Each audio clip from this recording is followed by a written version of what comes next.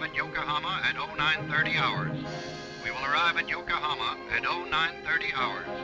Debarkation priority will be in accordance with the debarkation schedule. General Douglas MacArthur arrived at Atsugi Naval Aerodrome near Yokohama on August 30th, 1945. As he emerged from his aircraft, he paused at the top of the steps, stuck one hand in his hip pockets, tightened his jaws around his corncob pipe, and surveyed the conquered lands. This pose was repeated several times from different angles, so that all the press photographers could get a decent shot.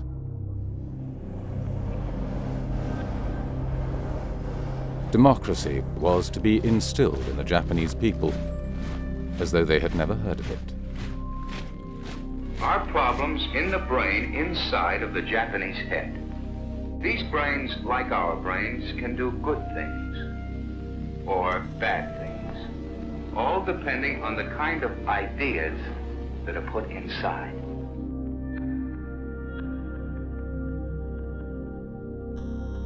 Kabuki plays featuring loyal samurai were banned or heavily censored, as were books and films about the bombings of Hiroshima and Nagasaki. Satirical cartoons of MacArthur and mention of occupation censorship were strictly forbidden. The Commission finds you guilty as charged and sentences you to death by hanging. Yamashita himself thanked the Commission for the fairness of his trial. Prime Minister at the time of the war in the Pacific, General Tojo, remarked during his trial, "None of those Japanese would dare act against the Emperor's will." The cross-examination was immediately cut short, and a week later, Tojo dutifully stated that the Emperor had always loved and wanted peace. General Hideki Tojo, who assumed official responsibility for the conduct of the war and did everything possible to exonerate his emperor. MacArthur would later remark to the US Senate that in terms of modern civilization, the Japanese were like a 12-year-old boy.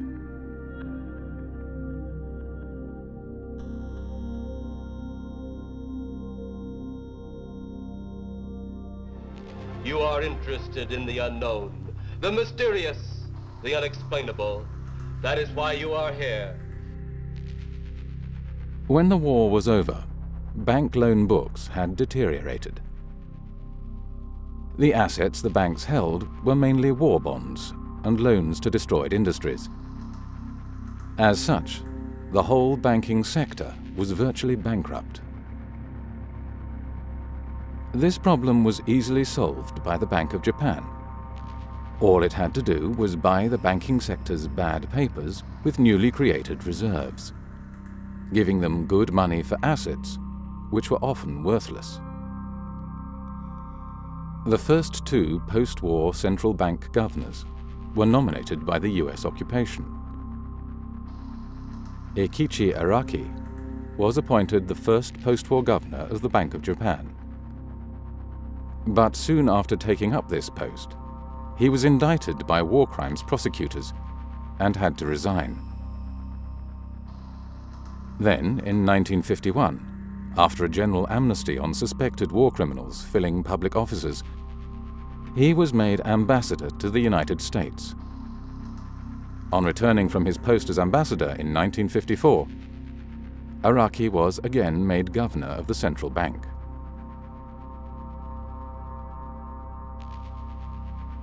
After the 1951 amnesty for war criminals, much of the Japanese wartime bureaucracy was returned to their wartime positions.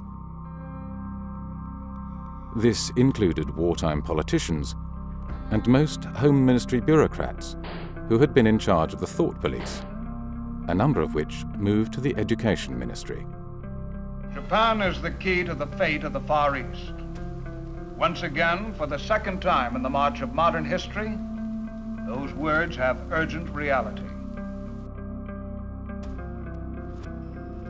In order to avert the kind of rural unrest that was helping the communists in China, the Americans initiated the redistribution of land from big landowners to their tenants.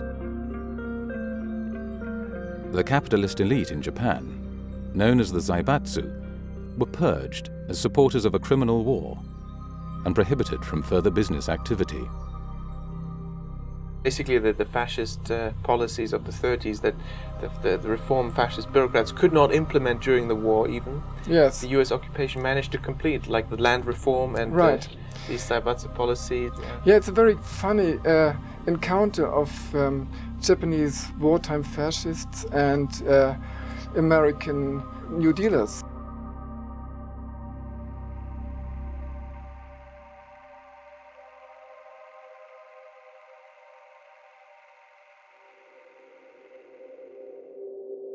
The Diet, home of Japan's Senate and House of Representatives. In Japan, fanatic students and leftist groups rioted for days on end, seeking to block the Mutual Defense Treaty with America. The socialist deputies staged a riot in the Diet itself. The police, in restoring order, also evicted the socialists.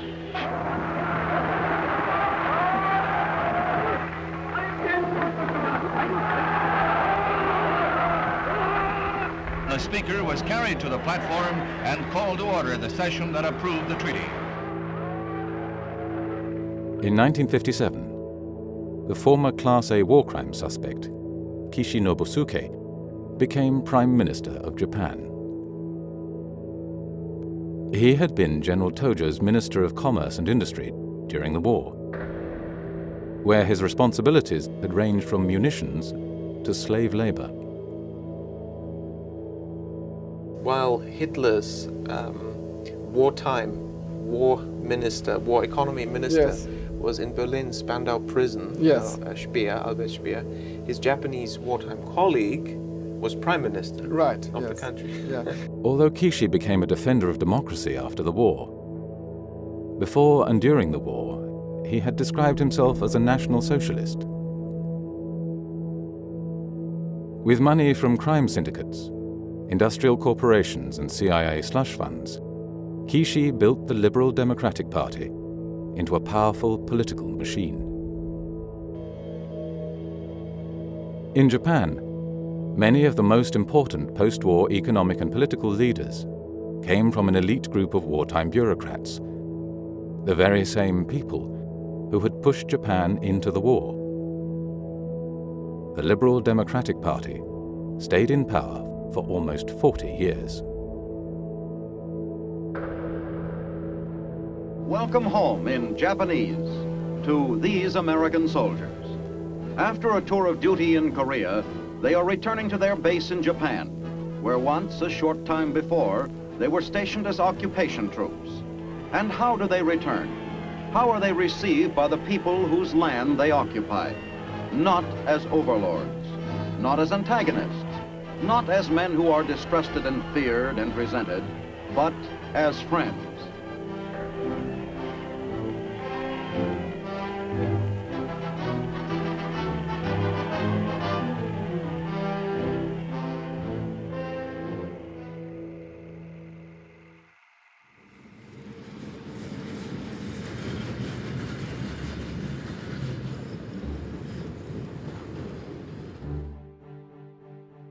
In Tokyo's central Chiyoda ward, the Ministry of Finance had its headquarters. From here, the ministry controlled most aspects of economic life in Japan. The Ministry of Finance was the most powerful ministry, and the Bank of Japan had to report to the Ministry of Finance. Ministry of Finance officials elicited deep and hushed exclamations of awe and respect. And former ministry bureaucrats obtained influential posts as heads of private and public institutions. But in one area, the ministry did not have actual control, and that was the quantity of credit creation and its allocation, which was decided by the Japanese central bank, the Bank of Japan. They told the Ministry of Finance and the public and the journalists, we run monetary policy through interest rates. And they let the Ministry of Finance rein in their interest rate policies. But the rule was done through not interest rates, which is the price of money, it was done through the quantity of money.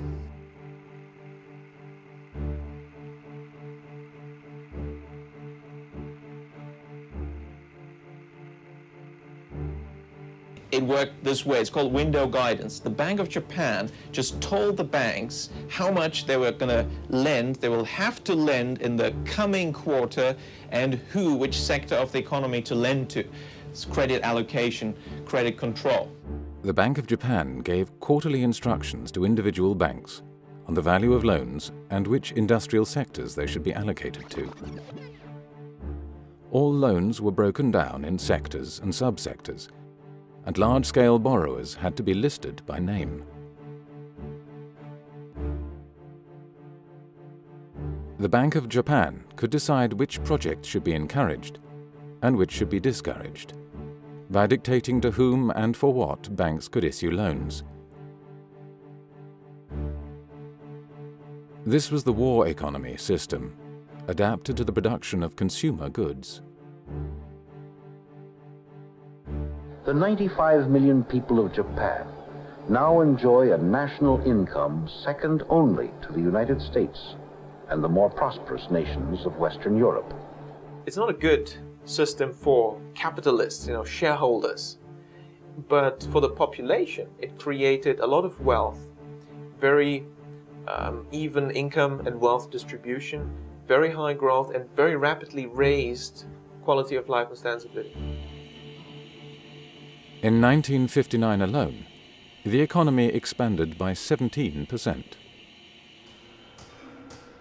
But a result of the war economy system was that entire industrial sectors would compete not for profit, but for market share. Companies would fight until bankruptcy to gain market share. This phenomenon was soon recognized and called excess competition. The solution was the creation of explicit or implicit cartels. In the banking sector, window guidance acted as the cartel control mechanism, because the Bank of Japan could dictate the number and value of loans that banks issued. As a result, bank rankings never changed during the post-war era, except after mergers. According to one banker, if it were not for window guidance, we would compete until harakiri.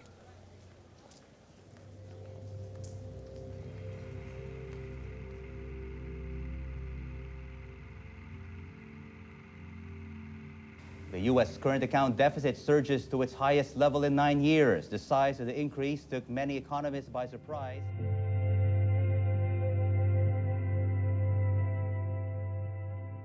While cartels controlled competition within Japan, there were no such limits when it came to international markets. Japanese corporations soon became dominant in many markets in the world.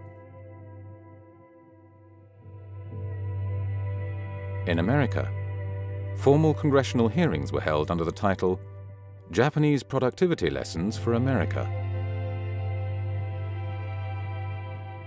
Leading economic theories indicate that only free markets can lead to success.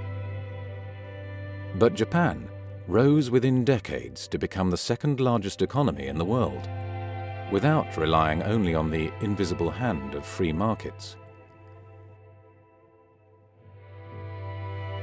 Japan's post-war economy was a fully mobilized war economy, with production shifted from weapons to consumer goods.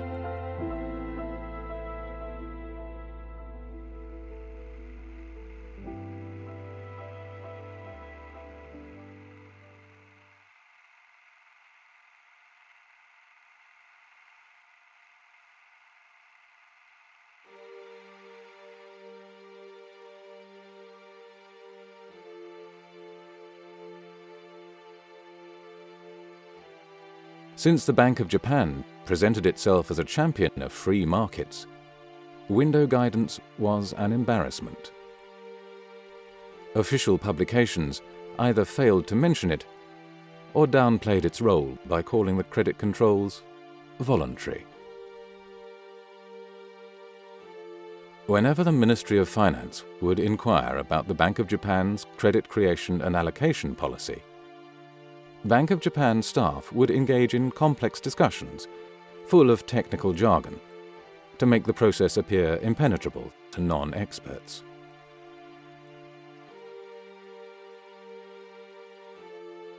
In November 1965, the first batch of Japanese government bonds came onto the market. From now on, when politicians wanted to spend more, they would no longer put pressure on the Bank of Japan, but instead exert it on the Ministry of Finance. So the ministry would ultimately preside over an ever-increasing national debt mountain.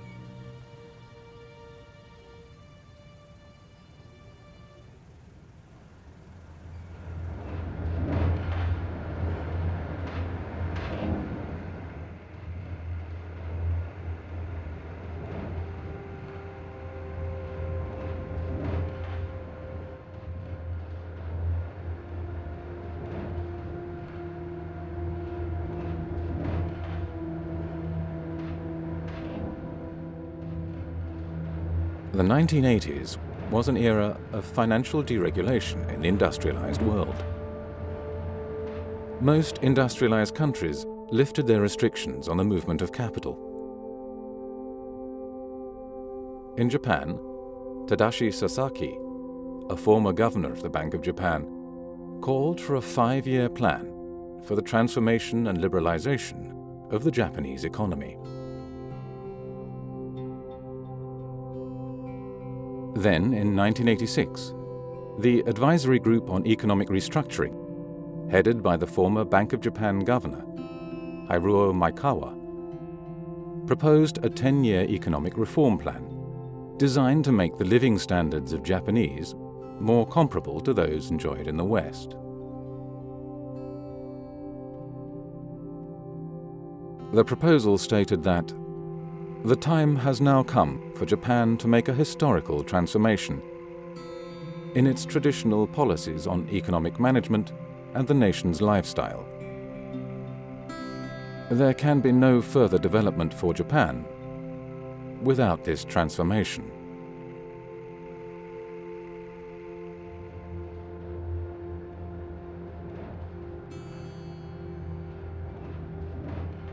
The report read like a wish list by US trade negotiators. It started with calls for administrative reform and the abolition of bureaucratic powers. The goal was the transformation of the entire body politic, the abolition of the war economy system, and the introduction of a US-style free market economy. Those members of the advisory group who uttered dissent were relieved of their duties. Reports in the press were highly critical. Observers recognized the radical nature of the plan. It seemed far too ambitious. It was calling for a wholesale revolution of all parts of the Japanese economic, political, and social system.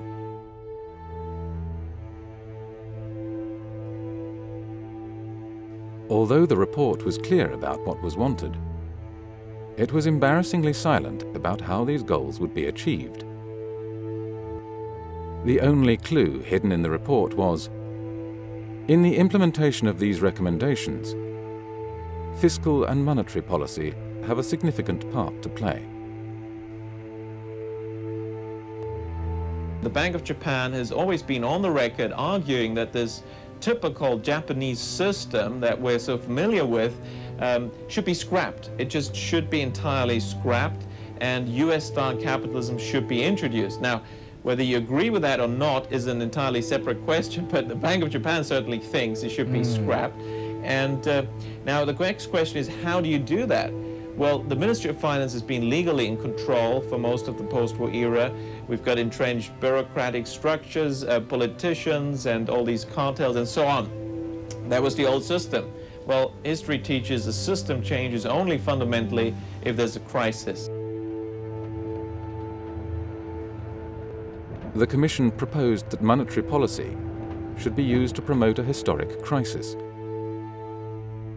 sufficiently large to overcome the vested interests of the Ministry of Finance, politicians, and corporate Japan.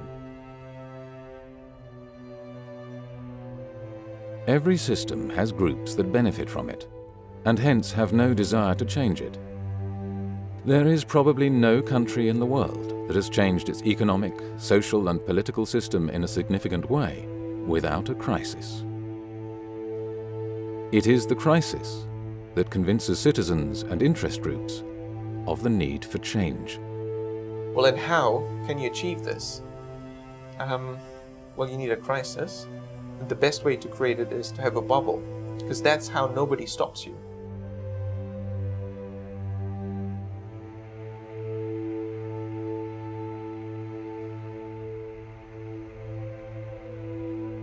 The Bank of Japan began to significantly increase window guidance loan quotas. Average yearly loan growth quotas were close to 15% in the late 1980s. One city banker would later remark, "During the bubble, we wanted a certain amount of loan increases, but the Bank of Japan wanted us to use more." 当時は20代とか30代でそんなに年収300万ぐらいでも銀行がお金を貸してくれる、どんどん貸してくれるっていうそういう時だったから、すごい若いのにマンション2個も3個も持ってる人とかいっぱいいた。The credit boom caused not only a boom in real estate, but also in the stock market. Between 1985 and 1989, stocks rose 240%, and land prices 245%.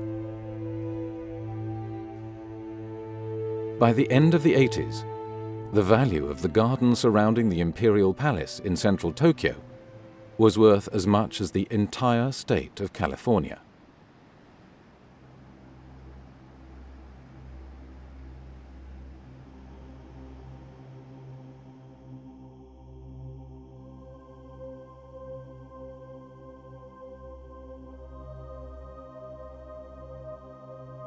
Although Japan is only 1/26th the size of the United States, its land was valued at 4 times that of the United States.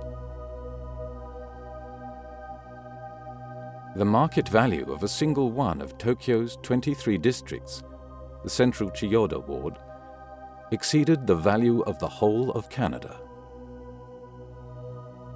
Economists who are trained to believe in market outcomes tried to justify the high land prices. Some thought land scarcity was the reason. Shiny new corporate headquarters rose in Tokyo's posh business districts. The labor market boomed so much that there was a genuine fear of a serious labor shortage.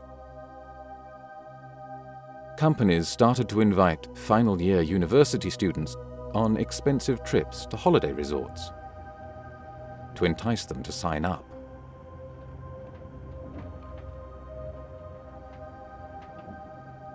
The politicians loved it. The Ministry of Finance loved it. We had a boom, tax revenues going up.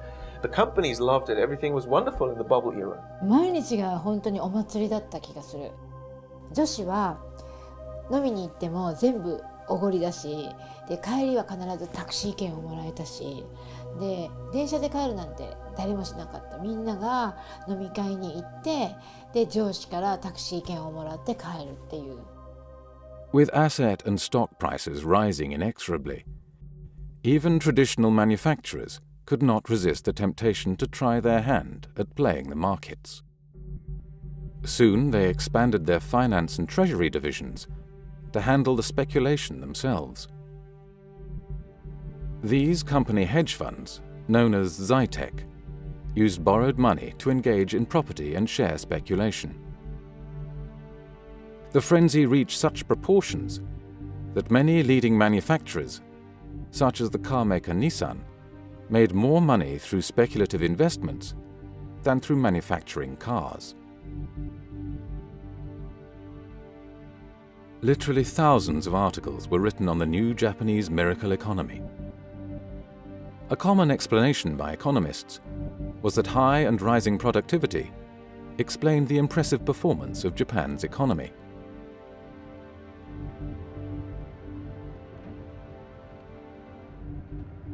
Books on Japanese management techniques became international bestsellers. Western businessmen read 17th century tracts on samurai strategies.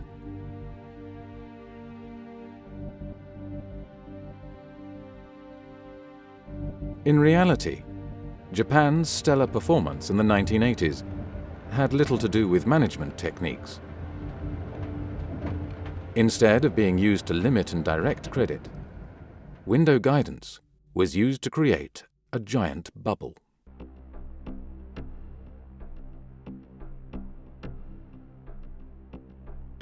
I conducted research actually interviewing Bank of Japan officers and bankers, both sides, on on tape. The result was the Bank of Japan did continue its informal guidance. In fact, it was the Bank of Japan that forced the banks to increase their lending so much.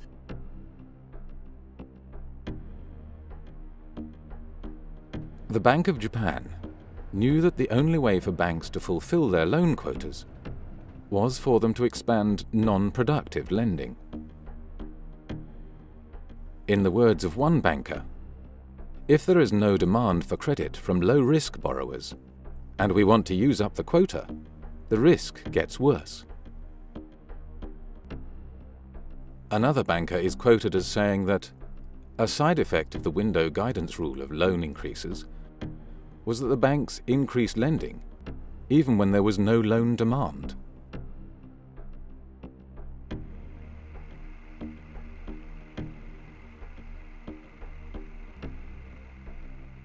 Like all bubbles, the Japanese bubble was simply fueled by the rapid creation of new money by the banking system. Between 1986 and 1989, Toshihiko Fukui was the head of the banking department at the Bank of Japan. This was the department that was responsible for the window guidance quotas. When Fukui was asked by a journalist, "Borrowing is expanding fast. Don't you have any intention of closing the tap on bank loans?" He replied, "Because the consistent policy of monetary easing continues, quantity control of bank loans would imply a self-contradiction. Therefore, we do not intend to implement quantitative tightening." With structural adjustment of the economy going on for quite a long period, the international imbalances are being addressed. The monetary policy supports this. Thus, we have the responsibility to continue the monetary easing policy as long as possible. Therefore, it is natural for bank loans to expand. Why were the banks lending so much? Well, they were lending so much because they were forced to do so by the orders of the Bank of Japan.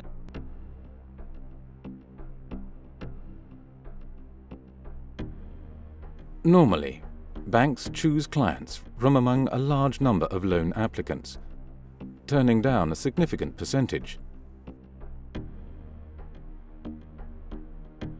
But from 1987 onwards, the tables had turned. It was the bankers who were aggressively pursuing potential customers. Anecdotes abound about how the banks were soliciting loans at bargain interest rates, pursuing clients like street peddlers. とにかく本当に銀行がすごくお金を借りてくださいっていう感じだったから、例えばその結婚するからマンションを買うで、その自分たちの予算組みをした時にそれのその1000万ぐらい上乗せして大丈夫って、それでも返せるから。Bankers made increasingly exaggerated assessments of land value, so that the actual ratio of land value to loan often jumped to 300% or more.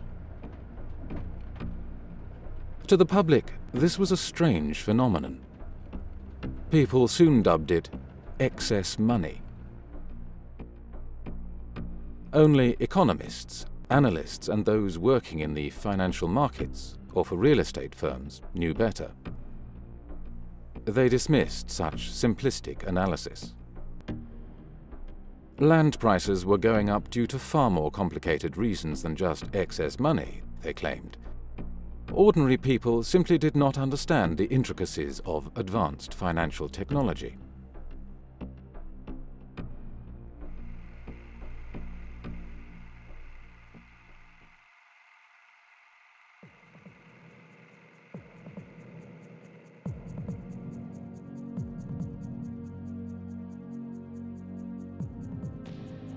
When a country creates too much money, some of that money spills out abroad in the form of investments. In the 1980s, Japanese capital flows multiplied from a net inflow of more than $2 billion in 1980 to an outflow of $132 billion in 1986. Assets, including art objects and other valuables all over the world, became targets for Japanese buyers. There were high-profile purchases, such as the Rockefeller Center, Columbia Pictures, and Pebble Beach Golf Course. Japanese money bought a staggering 75% of all United States Treasury bonds auctioned off in 1986. But it is not easy for a country to just print money and then go on a shopping spree around the world. Japan was able to do this because the markets did not devalue its currency. The value of individual currencies is set by currency dealers. If the traditional indicators that the currency dealers watch do not pick up the excess money creation in the country concerned, then creating large amounts of money and trying to exchange it for foreign currency can work.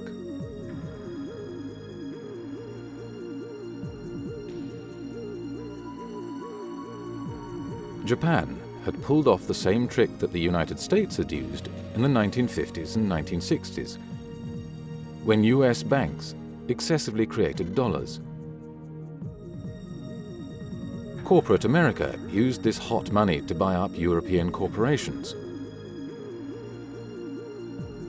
while the United States had the cover of the dollar gold standard. Japan's cover was a significant trade surplus.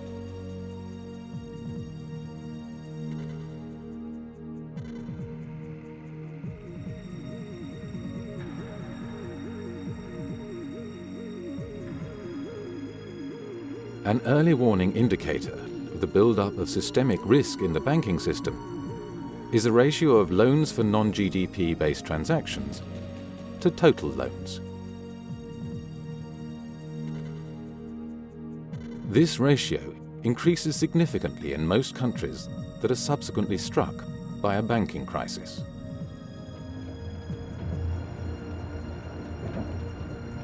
It was this same process that fueled the mortgage lending and house price booms in the United States and the United Kingdom in the 1980s and the 2000s.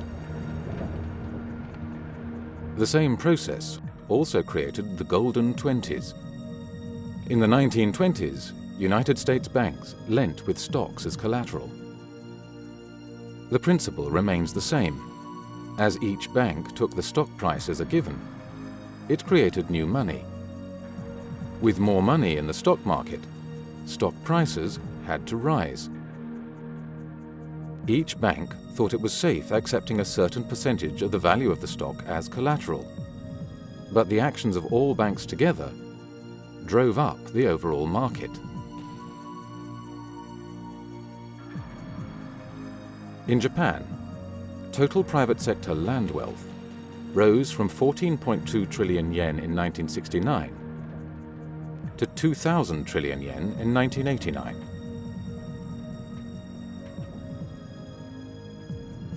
At his first press conference as the 26th governor of the Bank of Japan in 1989, Yasushi Mieno said that since the previous policy of monetary easing had caused the land price rise problems, real estate-related lending would now be restricted. He looked around, looked at the bubble, as the price is rising, the gap between rich and poor is getting bigger. Let's stop it. His name was Mr. Mieno, and he was a hero in the press because he fought against this silly monetary policy. Well, the fact was, he was deputy governor during the bubble era, and he was in charge of creating the bubble.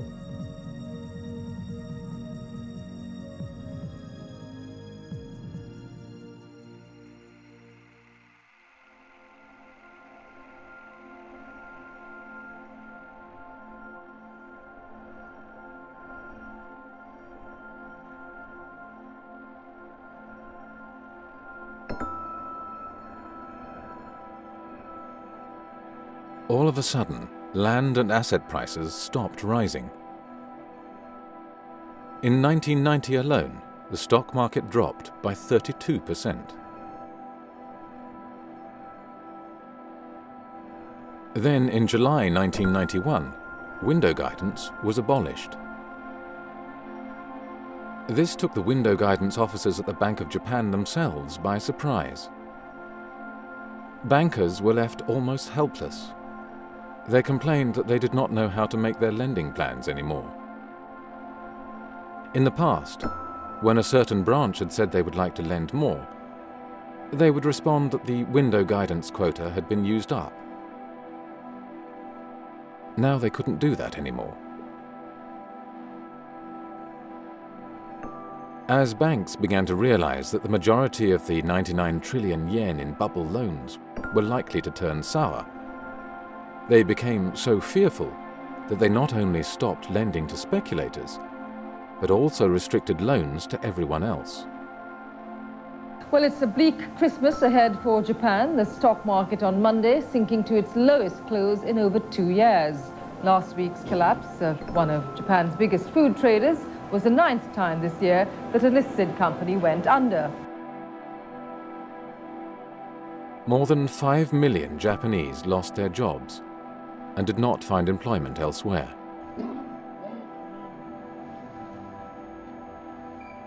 Suicide became the leading cause of death for men between the ages of 20 and 44.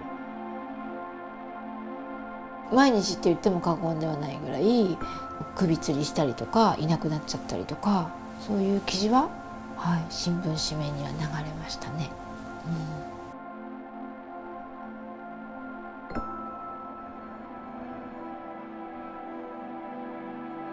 Between 1990 and 2003, 212,000 companies went bankrupt. In the same period, the stock market dropped by 80%. Land prices in the major cities fell by up to 84%. Some economists seemed relieved. The downturn was evidence that Japan's economic system was not so successful after all. Meanwhile, the governor of the Bank of Japan, Yasushi Mieno, said that, thanks to this recession, everyone is becoming conscious of the need to implement economic transformation.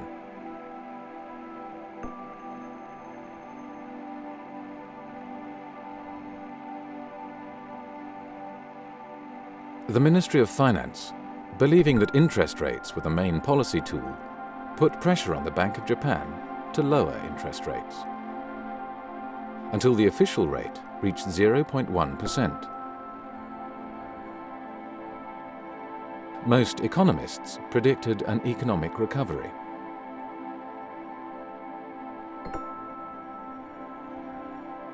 But despite frequent assertions in the financial press and by central banks that lower interest rates will stimulate growth and higher interest rates will slow growth, there is no empirical evidence for this relationship.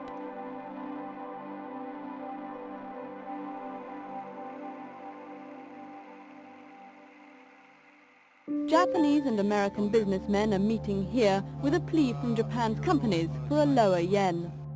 Only 6% of Japanese exporters can make profits with the dollar at less than 100 yen. On average, they need the American currency to rise above 117 yen to break even. The Ministry of Finance asked the Bank of Japan to sell large amounts of yen and buy US dollars, so that the exchange rate of the yen would fall and exports would pick up. We all know the two of them, the Ministry of Finance, MOF, in Japan and the Bank of Japan, they just don't get along well. And what has been happening also, again, this month, is that the Bank of Japan has been sterilizing its own intervention. Well, to be precise, the intervention ordered by the Ministry of Finance. The Ministry of Finance tells the Bank of Japan to go out and buy, well, we had a figure roughly 20 billion worth of US treasuries, but the Bank of Japan is sterilizing this, which means it is basically taking the money from the economy to fund this purchase. Most researchers agree sterilized forex intervention doesn't work. The BOJ is against sterilizing. That's why it doesn't work. That's why the yen has remained strong. A central bank can withdraw money from the economy by selling its assets, just as it can inject money into the economy by buying assets. When central banks buy and sell assets, they increase or decrease the amount of money circulating in the economy. Officials at the Bank of Japan ignored this, and instead claimed that this structural transformation or reform may produce deflationary forces in the short run, but will generate a much more efficient economy after a while.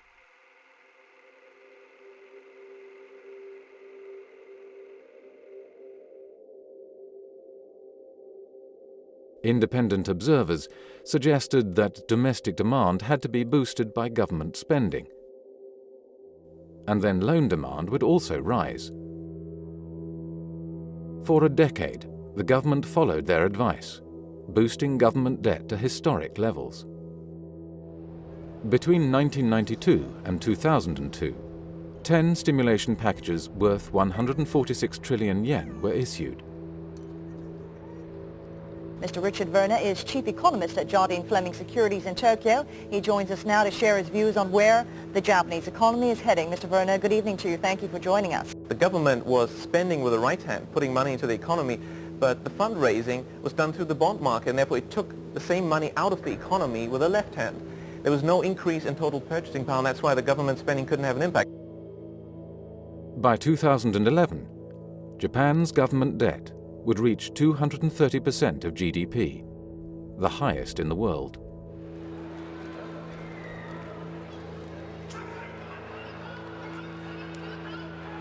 The Ministry of Finance was running out of options.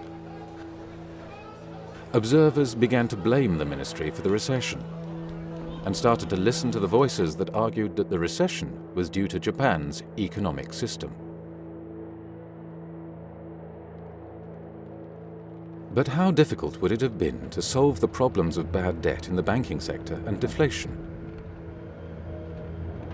It turns out that this would not have been so difficult after all. The financial system always looks like catch-22. There's no loan growth, so there's no economic growth, so there's no loan growth, so there's no economic growth. Well, there is one thing that can break through this circular argument. That's the central bank. The job of the central bank in this situation is to print money.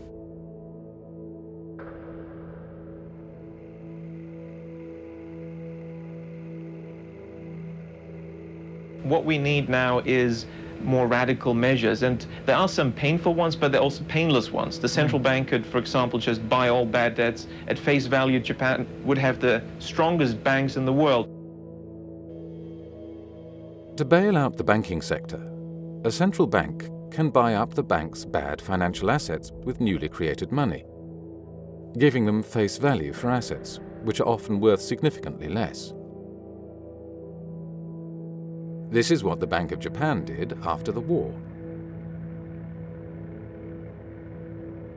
Alternatively, money could be transferred to the banks by helping them make sizable profits. One way this can be achieved is for the central bank to corner a market, in effect, creating a mini-bubble in a certain market in which banks invest heavily, providing large profits for them.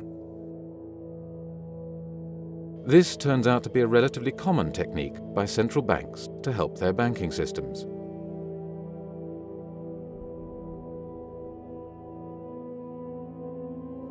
Other proposals include measures to introduce zero-risk borrowers to banks, or introducing accounting changes that help their balance sheets.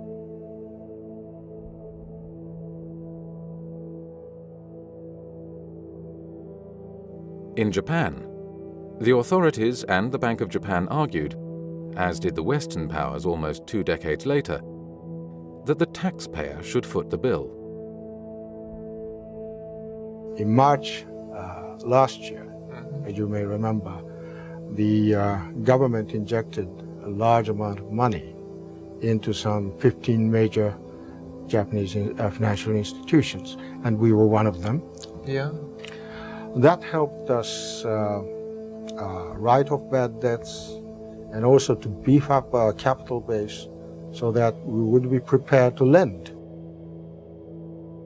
Tax money has been used to recapitalize banks.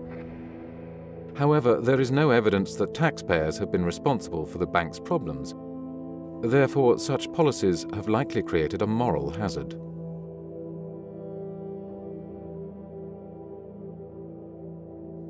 The money supply is determined by the net increase in money creation by banks and the central bank.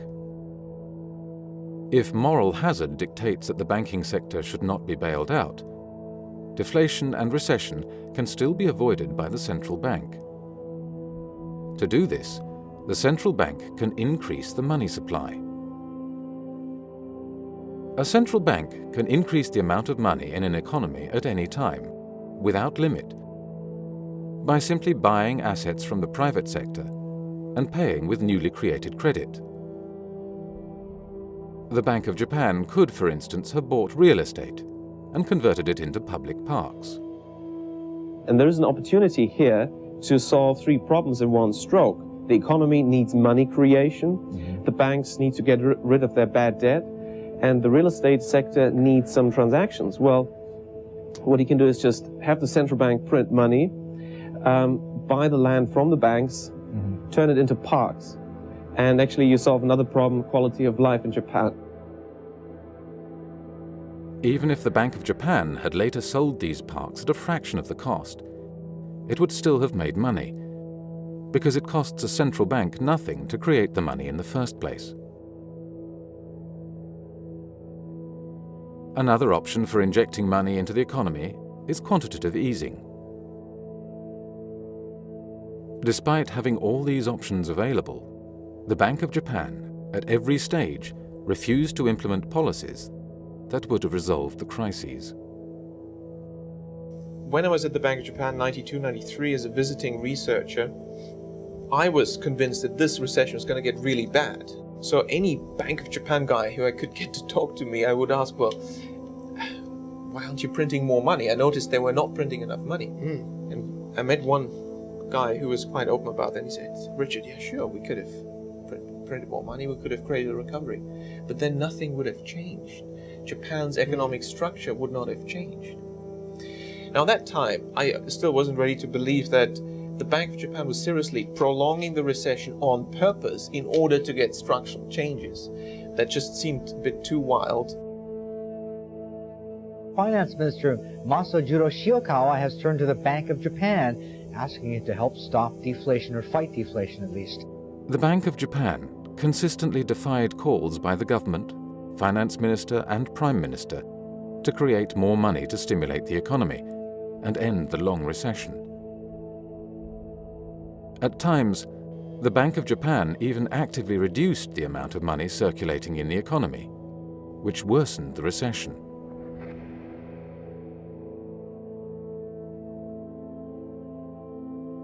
The Bank of Japan's arguments always came to the same conclusion, namely that the blame lay with Japan's economic structure. Central bank staff even argued that significant monetary easing could cause harm by inducing a further delay in the progress of structural adjustment.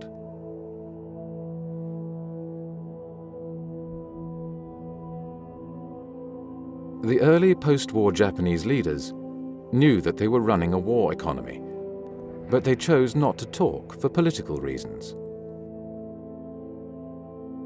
The Cold War propaganda message was that post-war Japan had adopted a US-style political and economic system.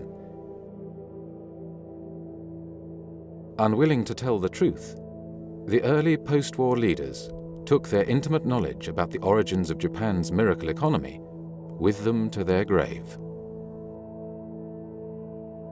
A generation of bureaucrats and politicians reigned in the 1980s and 1990s who did not understand the true character and purpose of their own country's economy. A whole generation of Japan's economists had been sent to the United States to receive PhDs and MBAs in US-style economics. Since neoclassical economics assumes that there is only one type of economic system, namely unmitigated free markets, where shareholders and central bankers rule supreme, many Japanese economists quickly came to regurgitate the arguments of US economists.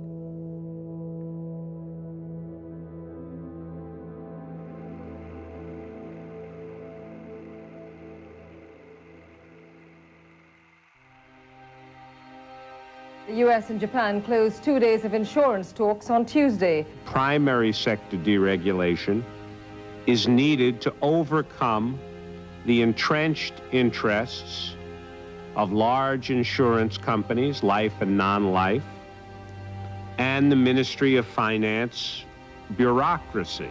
They need to reach an agreement before December the 15th. After that date, the US has threatened to impose trade sanctions. Well, a key move analysts are expecting, the securitization of real estate. Well, will the package be enough? Well, for more, we are talking to Richard Werner. To have meaningful securitization, we need deregulation, and that's already the answer to your question. To get deregulation, you have to reduce the power of the Ministry of Finance, and obviously the ministry was resisting that. In the 1980s, persons who could introduce themselves with a business card from the renowned finance ministry elicited deep and hushed exclamations of awe and respect. But by the mid-1990s, attitudes had changed. There now seemed little doubt to most observers that the Ministry of Finance had caused the recession. Frequent demonstrations were held outside the ministry's doors by citizens disgusted by the bureaucrats' actions. In early 1998, public prosecutors for the first time raided the most powerful of Japan's ministries. Both banks and their regulators were heavily criticized for their actions. Scandals highlighted some of the informal links that existed between Ministry of Finance officials and bankers. Many bank staff and even some ministry officials were arrested and imprisoned, and several committed suicide.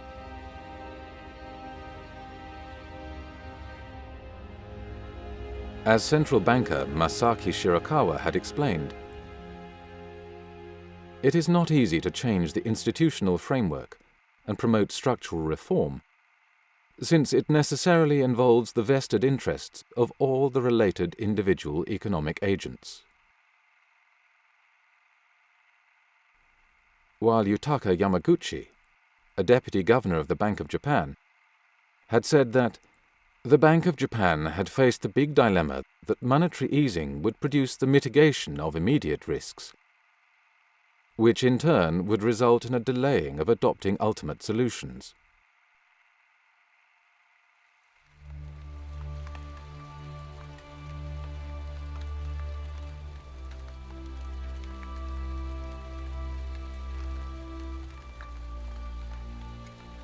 From the mid-1990s onwards, the government began to dismantle much of the power structure of the Ministry of Finance.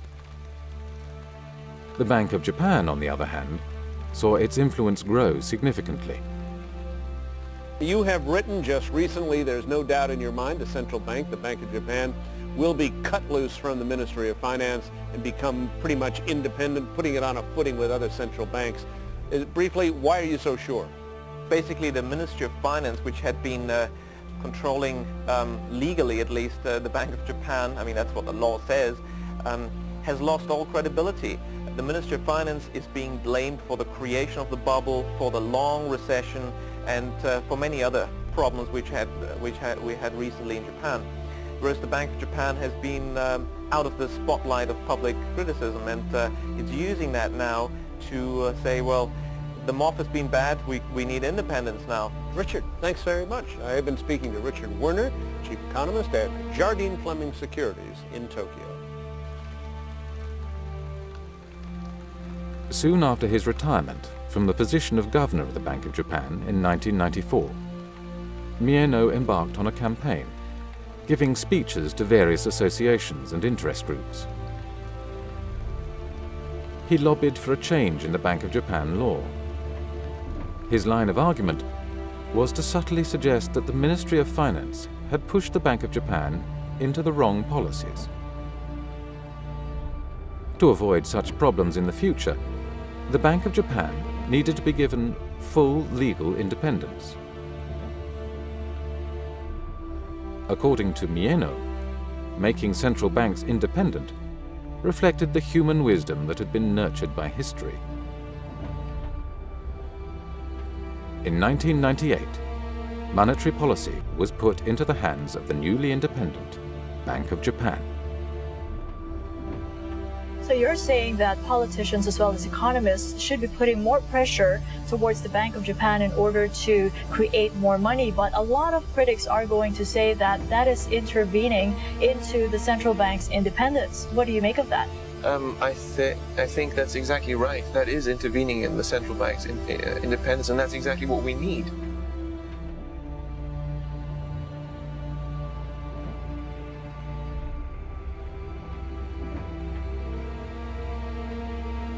The numerous scandals that followed the bursting of the bubble also brought down the 1955 system of one-party rule by the Liberal Democratic Party. In the old system, politicians did not compete by proposing different policies. Policy was made by the bureaucrats, and politicians merely focused on appeasing local constituencies with public works projects. In October 1997, for the first time in post-war history, all policy initiatives to stimulate the economy originated from politicians, not bureaucrats. Then, in early 2001, a new type of politician was swept to power. Japanese government bonds staged their biggest rally this month as Junichiro Koizumi emerged as the hot favorite to become the country's next prime minister. Junichiro Koizumi became prime minister. In terms of his popularity and his policies, he is often compared to Margaret Thatcher and Ronald Reagan. His message was simple: no recovery without structural reform.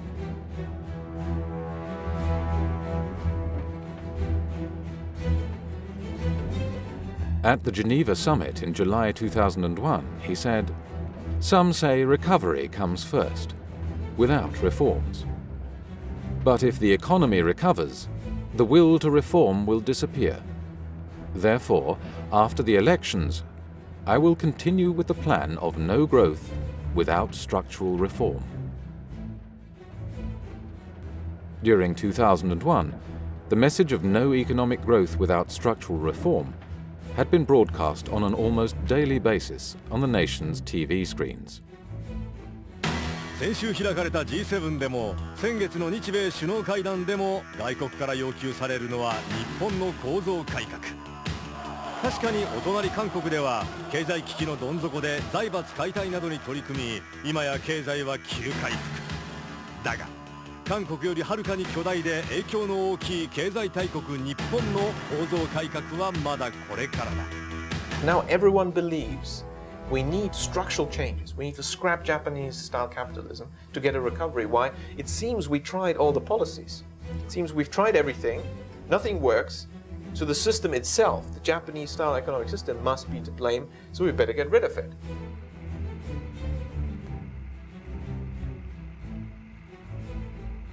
Japan was shifting its economic system to a US-style market economy. And that also meant that the center of the economy was being moved from banks to stock markets. To entice depositors to pull their money out of banks and into the risky stock market, reformers withdrew the guarantee on all bank deposits, while creating tax incentives for stock investments. As US-style shareholder capitalism spread, unemployment rose significantly. Income and wealth disparities rose, as did suicides and incidents of violent crime. Then, in 2002, the Bank of Japan strengthened its efforts to worsen bank balance sheets and force banks to foreclose on their borrowers.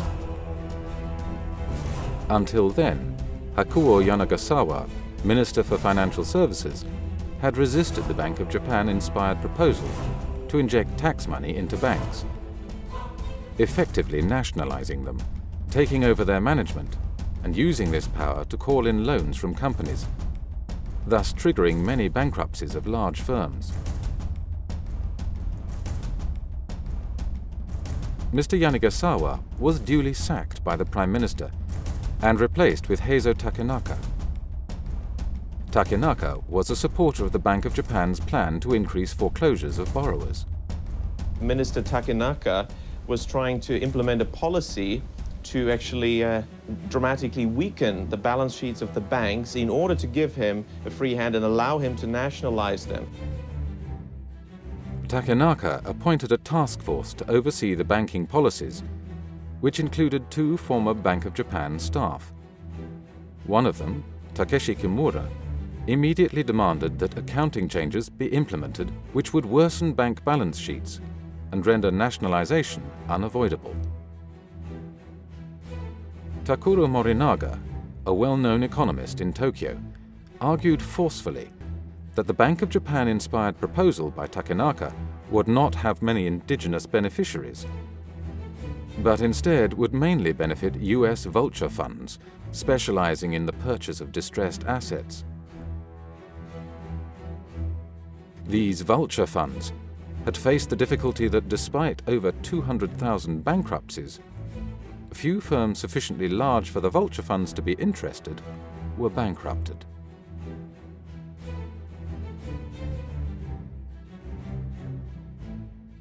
When Kimura's and Fukui's support for the bankruptcy plan was voiced, the former operated a private company that advised on the securitization of distressed assets, and the latter was an advisor of the Wall Street investment firm Goldman Sachs, one of the largest operators of vulture funds in the world. Mr. Fukui, also his mentor, Mr. Mieno, and his mentor, Mr. Maekawa, and you've guessed it, these are some of the princes of the yen that the book is all about. They have said on the record in the 80s and also throughout the 90s, what is the goal of monetary policy? It is to change the economic structure. Now, how do you do that? Well, you need a crisis, and that's really what they've done. They've created a crisis to change the economic structure. Richard, we're just out of time. I have to cut you off. Thank you so much, and we apologize.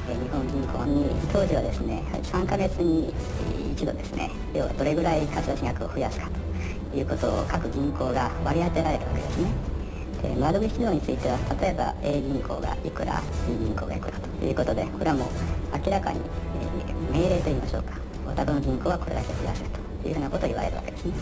バブルの原因は窓口指導なんですね。で、窓口指導は日銀が独立的に決めたものなんですね。The department responsible for the window guidance quotas of the Bank of Japan was called the Banking Department. And who was in charge of this? The man at the head of this banking department inside the Bank of Japan during the bubble from 86 to 89 was Toshihiko Fukui. Mr. Fukui, the current governor of the Bank of Japan, he's the man who created the bubble. When Fukui had become governor of the Bank of Japan, he would say, "While destroying the high-growth model, I am building a model that suits the new era." They have succeeded on all counts. If you look at the list of their goals, and you know, it was more than a wish list, it was more or less a plan that they mapped out. They wanted to achieve, they've reached all those goals. Destroy the Ministry of Finance, break it up, get an independent financial supervisory agency, reach independence for the Bank of Japan itself by changing the Bank of Japan law, and engineer deep structural changes in the economy by shifting from manufacturing to services, opening up, deregulating, liberalizing, privatizing, the whole lot. In the 1920s, Japan's economy in many ways resembled today's US economy. With fierce competition, aggressive hiring and firing, takeover battles between large corporations, few bureaucratic controls, strong shareholders that demanded high dividends, and corporate funding from the markets, not banks. Yet throughout the post-war era, Japan's economy had been the opposite. Highly regulated, with cartels limiting competition, bank financing and cross-shareholdings reducing shareholder power, no takeovers, and a frozen labour market with lifetime employment and seniority pay. It was claimed that to end the recession and improve performance, Japan must shift from welfare capitalism back to shareholder capitalism. Yet it remains unclear why a country that had run a consistent and significant balance of trade surplus would need to change its economic system to become more competitive.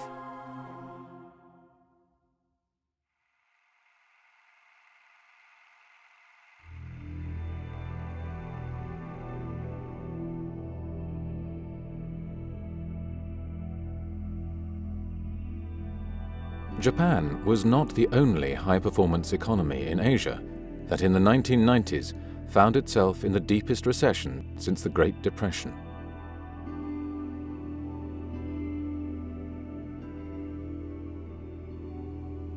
In 1997, the currencies of the Southeast Asian tiger economies could not maintain a fixed exchange rate with the US dollar. They collapsed by between 60 and 80% within a year. The causes for this crash went as far back as 1993. In that year, the Asian tiger economies, South Korea, Thailand and Indonesia, implemented a policy of aggressive deregulation of the capital account and the establishment of international banking facilities, which enabled the corporate and banking sectors to borrow liberally from abroad. The first time in the post-war era that borrowers could do so.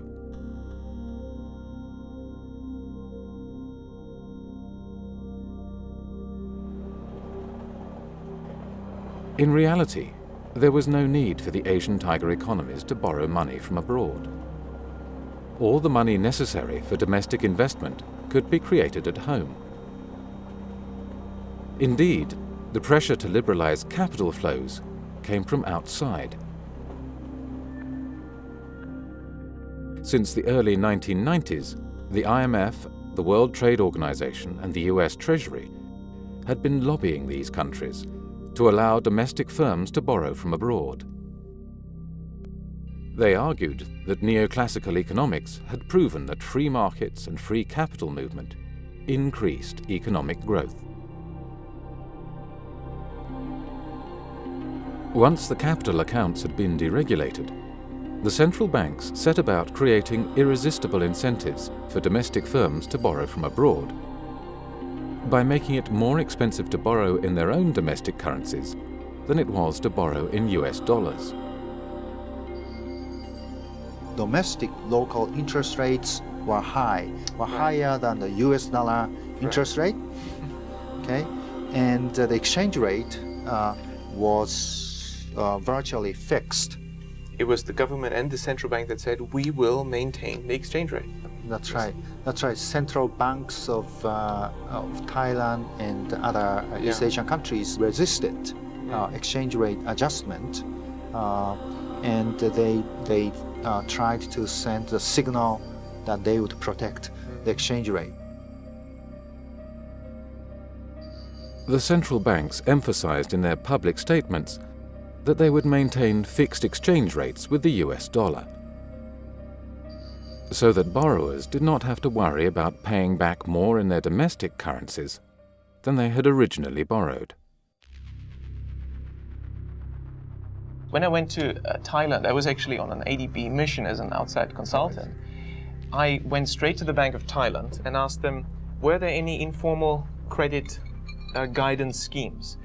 And they were surprised that I asked this question, because of my study of Japan, I thought perhaps there's something similar. And they told me, it was a young staff who perhaps wasn't aware of the politics involved. He said, yeah, we have this credit planning scheme. Banks were ordered to increase lending, but they were faced with less loan demand from the productive sectors of the economy, because these firms had been given incentives to borrow from abroad instead. They therefore had to resort to increasing their lending to higher-risk borrowers.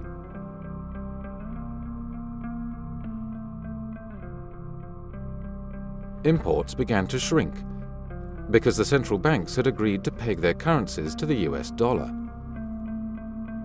The economies became less competitive, but their current account balance was maintained due to the foreign-issued loans, which count as exports in the balance of payment statistics.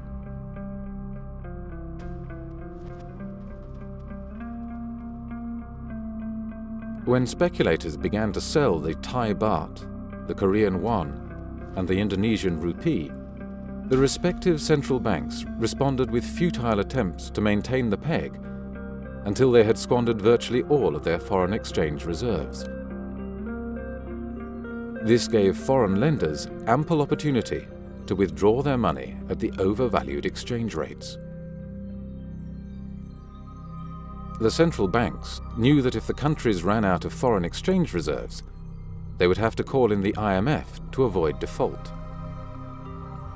And once the IMF came in, the central banks knew what this Washington-based institution would demand, for its demands in such cases had been the same for the previous 3 decades. The central banks would be made independent. On the 16th of July, the Thai finance minister took a plane to Tokyo to ask Japan for a bailout.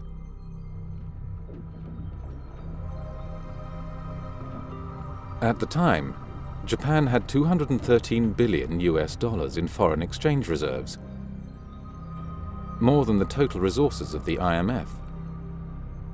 They were willing to help, but Washington stopped Japan's initiative.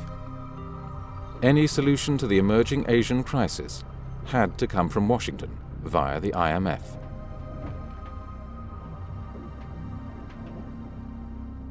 After 2 months of speculative attacks, the Thai government floated the baht.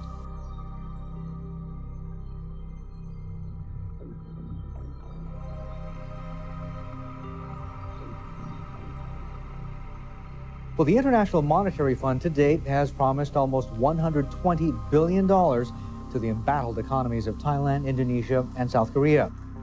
Immediately after arrival in the crisis-stricken countries, the IMF teams set up offices inside the central banks, from where they dictated what amounted to terms of surrender. The IMF demanded a string of policies, including curbs on central bank and bank credit creation, major legal changes, and sharp rises in interest rates.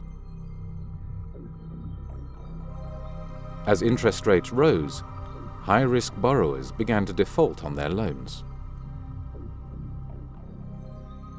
Burdened with large amounts of bad debts, the banking systems of Thailand, Korea, and Indonesia were virtually bankrupt. Even otherwise healthy firms started to suffer from the widening credit crunch. Corporate bankruptcies soared. Unemployment rose to the highest level since the 1930s.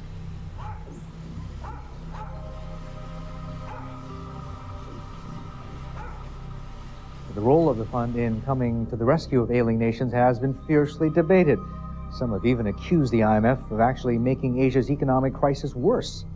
Even if they have to subvert our economy, they will do so just to prove that they are right. The IMF has not been very helpful. The IMF knew well what the consequences of its policies would be. In the Korean case, they even had detailed but undisclosed studies prepared that had calculated just how many Korean companies would go bankrupt if interest rates were to rise by 5 percentage points. The IMF's first agreement with Korea demanded a rise of exactly 5 percentage points in interest rates. The IMF policies are clearly not aimed at creating economic recoveries in the Asian countries. They pursue quite a different agenda, and that is to change the economic, social, and political systems in those countries. In fact, the IMF deals prevent the countries concerned, like Korea, Thailand, to reflate. Interesting. You're saying it's making the crisis worse, and you're suggesting that the IMF has a hidden agenda. Well, I mean, it's not very hidden, this agenda, because the IMF quite clearly demands that the Asian countries concerned have to change the laws so that foreign interests can buy anything from banks to land. And in fact, the banking systems can only be recapitalized, according to the IMF deals, by using foreign money, which is not necessary at all, because as long as these countries have central banks, they could just print money and recapitalize the banking systems. You don't need foreign money for that. So the agenda is clearly to crack open Asia for foreign interests. The IMF demanded that troubled banks would not be bailed out, but instead closed down and sold off cheaply as distressed assets, often to large US investment banks. One positive coming out of Thailand is that they'll be auctioning off some major assets from 56 finance companies. In your view, should some of the owners from the 56 finance companies be allowed to buy back their assets? In most cases, the IMF dictated letters of intent explicitly stated that the banks had to be sold to foreign investors. And let me emphasize in that respect that these reform programs are the key, the absolute key, to restoring financial stability. For the first time ever, South Korea closed 5 banks in a major step toward meeting its IMF mandate. The number of commercial banks has declined, has been reduced as a result of closure, mergers, and acquisitions, and the foreign strategic investors are now in, which is a remarkable change.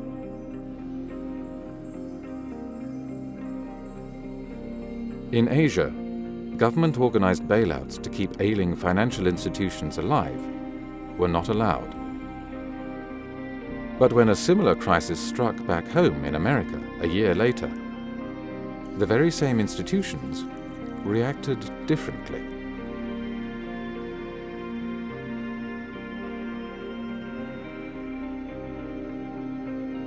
The Connecticut-based hedge fund, Long-Term Capital Management, which accepted as clients only high-net-worth individual investors and institutions, had leveraged its $5 billion in client capital by more than 25 times, borrowing more than $100 billion from the world's banks. When its losses threatened to undermine the banks that had lent to it, with the possibility of a systemic banking crisis that would endanger the US financial system and economy, the Federal Reserve organized a cartel-like bailout by leaning on Wall Street and international banks to contribute funds so that it could avoid default. Yeah, I mean, you're right. The views from Washington and New York seemed certainly quite flexible, because soon after they told all the Asian countries no bailouts for financial institutions. When then long-term capital management, a hedge fund in New York, almost went bust, suddenly a bailout was organized, just contradicting what they'd said to the Asian countries. But they say that there are no public money used for LTCM. But the meeting was held famously inside the Federal Reserve, right? Why would the United States make demands on foreign nations in the name of the free market when it has no intention of enforcing the same rules within its own borders?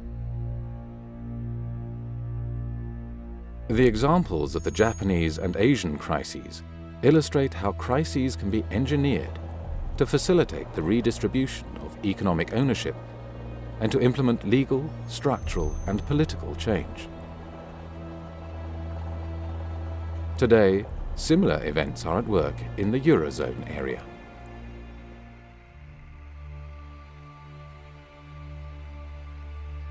Countries within the euro currency bloc have forfeited their right to a national currency and handed this power to the European Central Bank. With me here in the studio is Richard Werner. He's the professor at Southampton University. Richard was an advisor to the Bank of Japan and the Ministry of Finance at the end of the bubble era in the 1990s. What's your advice to the ECB? They meet tomorrow. What would you be telling them? Well, again, I mean, they have to focus on the quantity of credit creation more than interest rates. The ECB has a lot to learn from its past mistakes, because basically I think it didn't really watch carefully enough credit creation, where in Spain, Ireland, we had a massive credit expansion under the watch of the ECB. They didn't look at that. Interest rates, of course, are the same in the Eurozone, but the quantity of credit cycle is very different. There's one interest rate for the whole euro area, but in 2002 the ECB told the Bundesbank to reduce its credit creation by the biggest amount in its history, and told the Irish Central Bank to print as much money as if there's no tomorrow. What do you expect is going to happen? Same interest rate. Is the same growth? No. Recession in Germany, boom in Ireland. Which one tells you that? Which variable? Credit creation. From 2004, under the ECB's watch, bank credit growth in Ireland, Greece, Portugal and Spain increased by over 20% per annum, and property prices skyrocketed.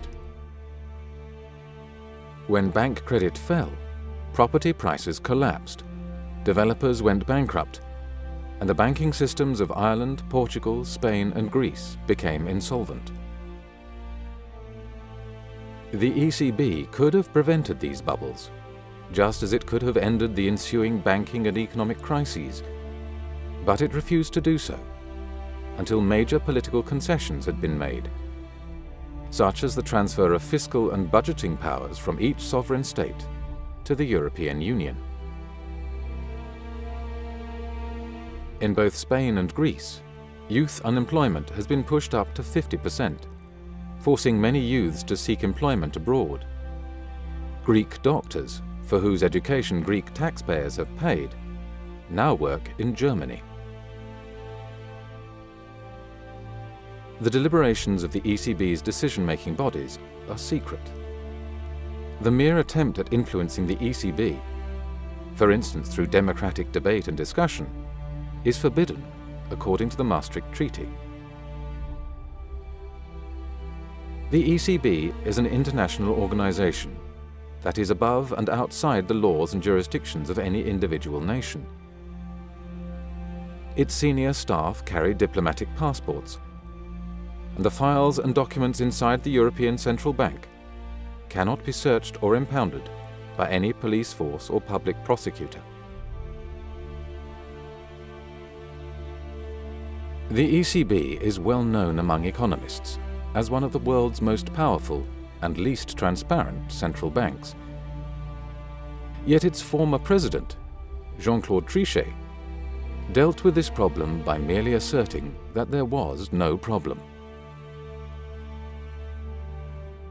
The ECB is one of the most transparent central banks in the world and has helped define the state of the art of central banking in this domain, he claimed. Gentleman over there. Yes, please. My name is Richard Werner. I'm an economist.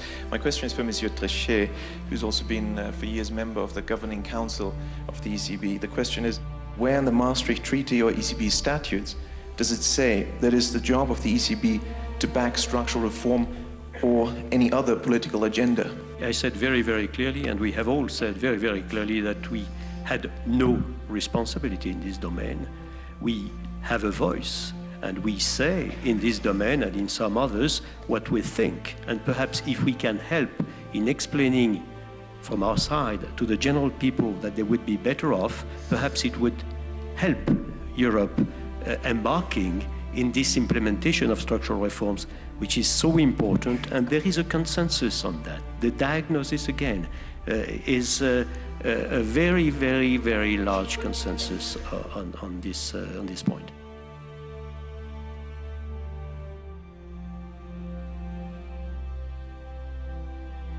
The European Commission, an unelected group whose aim is to build a United States of Europe with all the trappings of a unified state, has an interest in weakening individual governments and the influence of the democratic parliaments of Europe.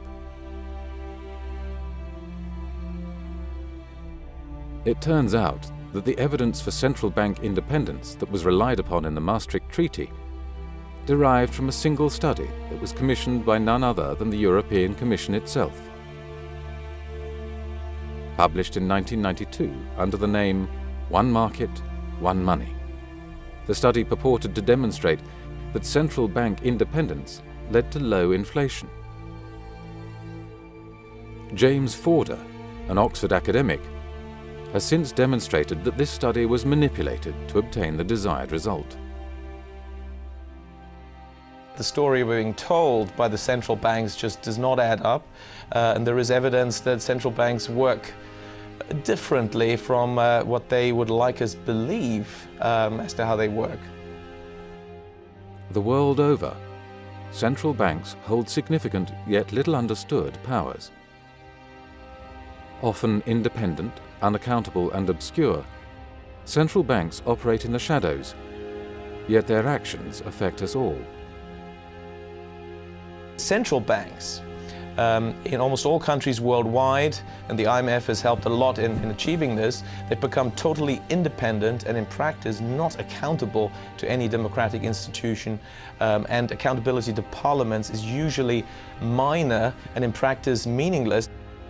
Whether it is the Bank of Japan, the Federal Reserve, the Bank of England or the European Central Bank, examples of central bank deception abound. In the United States in the 1920s, banks were encouraged to create money and give it to speculators.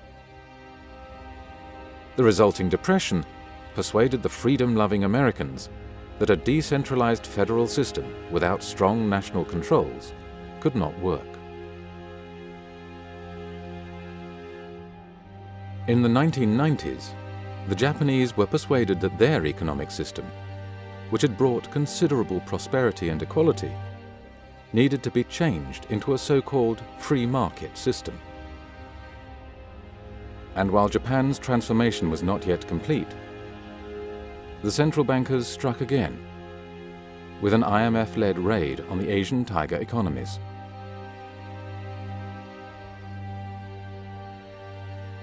The present European debt crisis is yet another example of central bank deception. To create a public consensus for the need for structural reform, by purposefully creating a recession and then needlessly prolonging it, must constitute an abuse of power. Do citizens really want to be manipulated in such a costly and dishonest manner?